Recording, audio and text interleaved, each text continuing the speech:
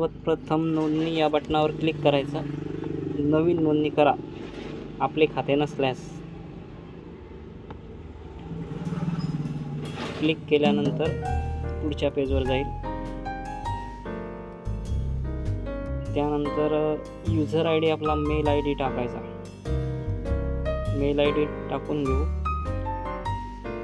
Password सोपा टाकायचा. @123 टाकायचा. कॉमन पासवर्ड आहे. त्यानंतर आपला मोबाईल नंबर ब्रह्मणध्वनी मोबाईल नंबर एंटर करून घ्यायचा.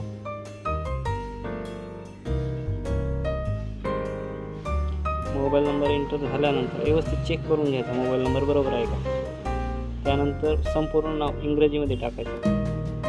पहिलं नाव, वडिलाचं नाव आणि आडनाव ते बघून घ्यायचं दिलेले आहे.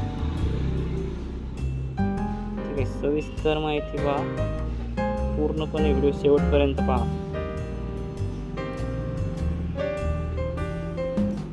नाव टाकून घेऊ प्रथम मराठीमध्ये आणि इंग्रजीमध्ये. त्याखाली आधार क्रमांक आहे. आधार क्रमांक टाकल्यानंतर खाली कॅप्चा येतो. कॅप्च्यावर क्लिक करून आपण ती नोंदणी पूर्ण करू शकतो. आपण पहिले नाव टाकून घेऊ. ठीक आहे.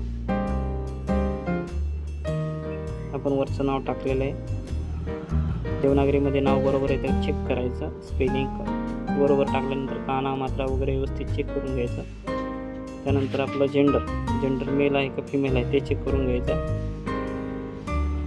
त्यानंतर आपला आधार क्रमांक टाकल्यानंतर खाली कॅप्चा आहे. कॅप्च्या बरोबर रिफ्रेश करून घ्यायचा. जर कळत नसेल तर आपण कॅप्चा टाकून घेऊ. कॅप्चा टाकल्यानंतर आपल्या मेलवर व्हेरिफिकेशन लिंक येईल. व्हेरिफिकेशन लिंक सेंड झाल्यानंतर आपल्याला काय करायचं आहे, आपला मोबाईलचा मेल बॉक्स ओपन करायचा. महापोलीस असा एक मेल येईल महापोलीस रिक्रुटमेंटचा 2024. तिथून लिंक व्हेरीफाय करायची. लिंक व्हेरीफाय केल्यानंतर आपल्याला तिथे बघा यूजर लॉग इन या बटनावर क्लिक करायचं. बटन क्लिक करायचं काम नाही पण तिथे येऊन जातं होम पेज. तिथं आपला ईमेल आय डी टाकून घ्यायचा. जो आपण ईमेल आय डी पहिल्यांदा प्रोव्हाइड केला होता तोच मेल आय डी टाकून घ्यायचा. व्यवस्थित व्हेरीफाय लिंक झाल्यानंतर हा मेल आय डी इथे टाकून घ्यायचा. आपण जो पासवर्ड दिला होता 5@123 तो पासवर्ड तिथं एंटर करून घ्यायचा. एंटर केल्यानंतर खाली कॅप्चा आहे. कॅप्चा टाकून घ्यायचा आणि लॉग इन या बटनावर क्लिक करायचं. त्यानंतर होम पेज ओपन होऊन आल्यानंतर आपल्याला सर्वात प्रथम अर्ज भरून घ्यायचा. अर्ज पदासाठी अर्ज करा या बटनावर क्लिक करायचा. पुढे जाईल. त्यानंतर वैयक्तिक माहिती म्हणजे वैयक्तिक तपशील भरायचा. स्वतःचं नाव, वडिलाचं नाव, आडनाव, आईचे नाव व्यवस्थित चेक. आईचं नाव टाकून घ्यायचं आहे.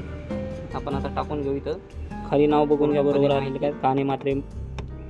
त्यानंतर कुठल्या पदासाठी आपण अर्ज करायचा आहे ते सिलेक्ट करायचं. आपल्याला पोलीस कॉन्स्टेबल CRPF त्यासाठी SRPF युनिट 3 जालना हे निवडायचं आहे. चेक करून घ्यायचं कुठं येतं ते लिस्टमध्ये हो सापडलं. ठीक आहे. तर हे झाल्यानंतर पुढील पृष्ठावर क्लिक करायचं. पुढील पृष्ठावर आरक्षण तपशील टाकायचं. आपण कुठल्या आरक्षणमध्ये आहे आपण अगोदर टिक करून घेऊ. कास्ट कुठल्याही आरक्षणासाठी नाही आहे. आपण अनाथ वगैरे आहे का. त्यानंतर माजी सैनिक वगैरे आहेत का. ठीक आहे. त्यानंतर समोर जायचं. समोरमध्ये आपल्याला आपले जात निवडायची. जात बरोबर निवडायची. जात प्रमाणपत्राचा क्रमांक टाकायचा. जात प्रमाणपत्राची माहिती द्यायची इथं पूर्णपणे. जातीचा प्रमाणपत्राचा जावक क्रमांक जो जावक क्रमांक आपल्या कास्ट सर्टिफिकेटवर लिहिलेला असतो.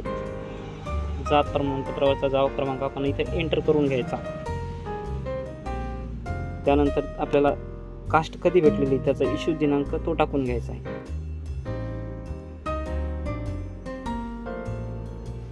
त्यानंतर आपल्याला उच्च शिक्षण म्हणजे शिक्षण 12वी टाकून घ्यायचं. त्यानं सनद वर्ग म्हणजे बोर्ड सर्टिफिकेट जे भेटलेलं असतं आपल्याला 12वीचं त्यानुसार त्याचा जो क्रमांक असतो गुण क्रमांक अनुक्रमांक जो असतो तो टाकून घ्यायचा इथे. त्यानंतर आपली जन्मतारीख व्यवस्थित टाकून घ्यायची. पूर्णपणे व्यवस्थित टाकल्यानंतर पुढील पृष्ठावर क्लिक करायचं.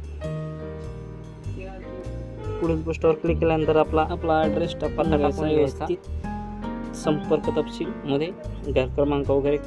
त्यानंतर आपला राज्य निवडायचं, जिल्हा निवडायचा, तालुका निवडायचा, गाव निवडायचं आणि मुक्काम पोस्ट निवडायचा आपला. त्यानंतर आपला पिन कोड टाकून घ्यायचा समोर. जो असेल आपल्या एरियाचा, वरील आणि खालील पत्ता व्यवस्थित आहे का बघून घ्यायचा आणि सेम दोन्ही पत्ते असेल तर सेव्ह करायचं आणि पुढे चालायचं. त्यानंतर आपल्याला धर्म आणि कास्ट टाकायची. कास्ट आपली माळी टाकायची. पोस्ट कास्टमध्ये काहीच नाही टाकायचं. समोरच्या याच्यावर यायचं. त्यानंतर निम शासकीय आहे का, महाराष्ट्राचे आदिवासी आहे का. आदिवासी असल्यास आपल्याला जावं क्रमांक टाकून द्यायचा. जावं क्रमांक जो आपल्या वय आदिवासी प्रमाणपत्र आणि एज नॅशनॅलिटी प्रमाणपत्र असलं त्याच्यावर टाकून घ्यायचं. त्यानंतर त्याचा इशू दिनांक टाकून घ्यायचा. इशू दिनांक व्यवस्थित टाकून घ्यायचा, जेणेकरून डॉक्युमेंटमध्ये आपल्याला फेल करणार नाही. ठीक आहे, टाकून घेतलेलं आहे. त्यानंतर आपल्याला कर्नाटक राज्याचे डोमेसाईल नाही. त्यानंतर नॉन प्रीमियर विद्यार्थी नॉन प्रीमियर होय करायचं. नॉन प्रीमियर नसेल तर नाही करायचं. नॉन प्रीमियर असल्यास होय करायचं पूर्ण. नॉन प्रीमियरचा जावा क्रमांक पूर्णपणे व्यवस्थित टाकायचा. व्यवस्थित टाकून घेऊ आपण. इशू दिनांक टाकून घेऊ व्यवस्थित. दिनांक टाकून घ्यायचा बरोबर. ठीक आहे. त्यानंतर पोलीस पदाच्या दृष्ट्या व्यवस्थित आहे का चेक करून घ्यायचं. आपल्याला होय असलं तर होय करायचं. NCC प्रमाणपत्र असलं तर होय करायचं. वाहन चालक असलं आपल्याकडे लायसन्स असलं तर होय करायचं. MSCIT असली तर होय करायचं आणि आत्महत्याग्रस्त स्थिती असलं तर नाही करायचं. त्यानंतर आपल्याला पुढच्या पृष्ठावर यायचं. शैक्षणिक माहितीसाठी 12वीचं बोर्ड टाकायचा, उत्तीर्ण पास टाकायचा आणि सन कोणत्या वर्षी आपण 12वी पास झालो ते टाकायचं. टाकून घेऊ ते. आणि प्राप्त गुण किती मिळालेले आपल्याला त्यानुसार टाकायचं आणि एकूण गुण किती आहेत ते टाकून घ्यायचं. ग्रॅज्युएशन आहे ते टाकून घ्यायचं. असलं कोणतं तर आपला पदवी निवडायची कोणती आहे तर आपण BA निवडू. त्यानंतर पदवीधर आहात का, पदव्युत्तर म्हणजे पोस्ट ग्रॅज्युएशन आहात का. त्यानंतर आपण मागच्या वेळेस MSFसाठी यादीमध्ये आहात का हे नाही चेक करून घ्यायचं.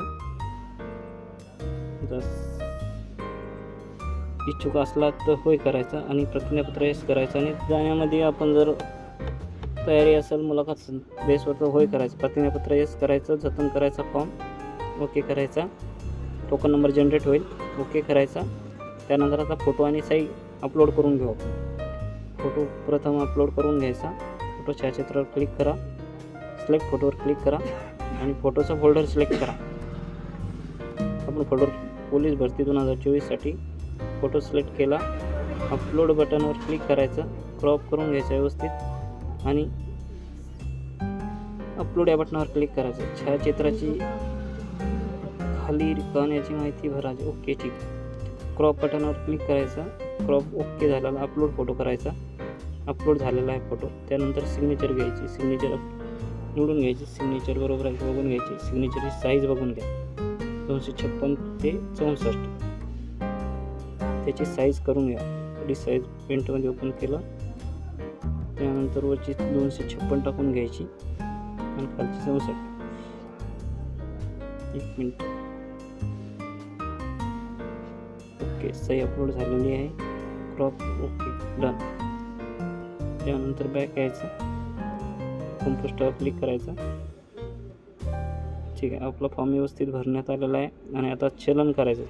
चलन पे नावावर क्लिक करायचं. 350 रुपये चलन आहे. पण युनिट वगैरे चेक करून घ्यावा अगोदर. शेवटपर्यंत व्हिडिओ बघितल्याबद्दल धन्यवाद मित्रांनो.